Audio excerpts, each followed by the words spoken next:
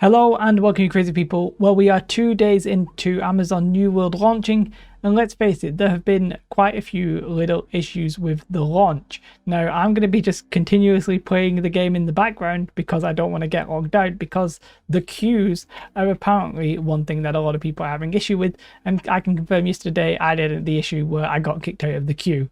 Now, getting kicked out of the queue to log into a game that's just been released feels like one of the most unfair things you can have, because the people are in the game, they're still playing, you were there waiting for your turn and it never arrived. Now that's a little bit of a problem, so there is apparently a fix to this, but really the fix should come from Amazon, rather than anybody else. So this is apparently the fix. It says, kind of weird, no one's talking about this, but what you should do is when you get the first error, you close the pop-up and you wait. Some people say it works, some people say it doesn't work if it's after a certain number of points and stuff like that.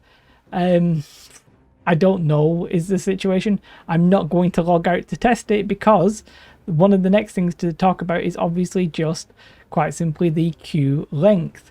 Yes, getting kicked out of the queue is not great for sure, but the queue length is also super important. And for NA and some other servers, I'm not 100% sure which ones, they open some more servers.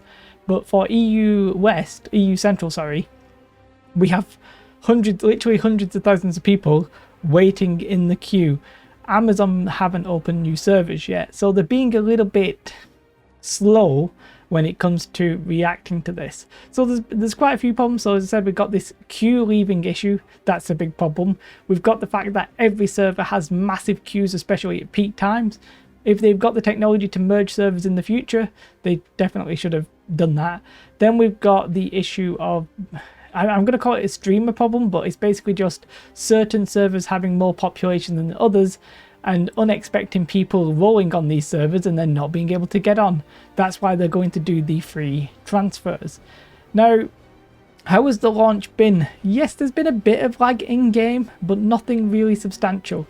If you've been a no-lifer like I've been able to do today and yesterday because I've booked the time off work, you've not experienced many problems. My internet did disconnect yesterday and then I couldn't get back in. It took me several hours. The only thing that saved me is that they basically restarted the logging queue, so I went from being like 1,000 to being like 100. Now that wasn't fair, but obviously I'm not gonna log out, am I? that would be insane. So there's quite a few issues going on. Not much lag though. If you've been in the game, you've not actually had that many problems. The voice over IP currently isn't working, at least on my server. I don't know if it's across the board. That's a shame, because it's one of the key features. But overall, if you've been in the game, you've had an okay time. The voiceover thing, I mean, it is what it is. It'll get added at some point. It'll get added back. It was actually on yesterday. It's just not on today. So it is what it is. But the problem really is for the people who haven't been able to play. And I do lie. I mean, this is, I don't want to use like Josh Drive says comment, but this is Amazon. They have Amazon Web Services. Servers are the one thing they should have got a little bit better than this.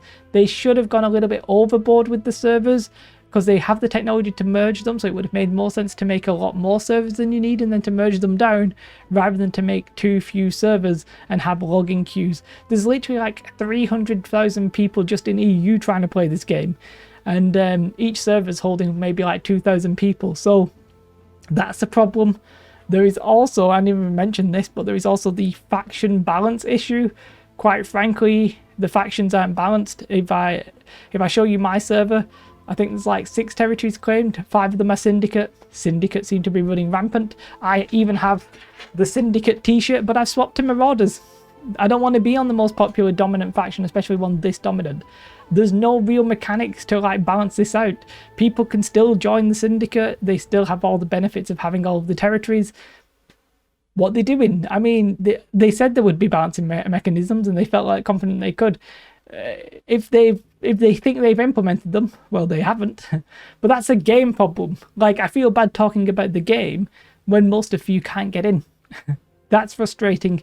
The queue issue of the just being in a queue and then getting kicked out, yes, you might be able to do it by just clicking it and then leaving it and stuff like that, but that is a proper feels bad man kind of moment, isn't it? So The game's great if you can play the game. I'd give it a solid 7, 8, 9 out of 10 experience-wise, especially for a launch. But if you can't play the game, Amazon, you need more servers, especially in EU West. The free transfer is nice, so that means basically spread out the people across all of your servers instead of being in the more popular servers. But you need to go a little bit further, especially in the EU, I keep calling it EU West, but in EU Central, and get some more servers.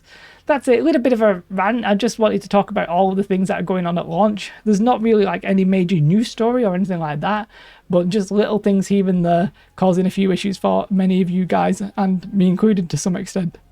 That's it. If you want more New World content, subscribe. Have a most beautiful day. Goodbye.